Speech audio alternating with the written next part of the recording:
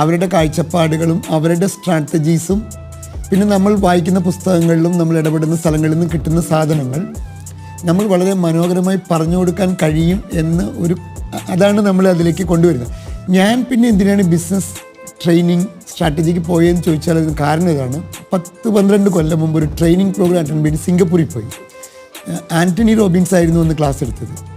ഈ ആൻ്റണി റോബിൻസിൻ്റെ ക്ലാസ്സിൽ നിന്ന് എനിക്ക് കിട്ടിയൊരു ഇൻസൈറ്റ് ഇതായിരുന്നു: നിങ്ങൾക്ക് എവിടെയെങ്കിലും ഒരു ചേഞ്ച് കൊണ്ടുവരണമെങ്കിൽ ഡിസിഷൻ മേക്കേഴ്സിനെ നിങ്ങൾ ടച്ച് ചെയ്യണം എന്നാണ് അദ്ദേഹം അന്ന് കമ്മ്യൂണിക്കേറ്റ് ചെയ്തത്.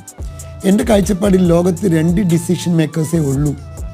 ഒന്ന് എൻ്റർപ്രനേഴ്സ്, 2 പൊളിറ്റീഷ്യൻസ്.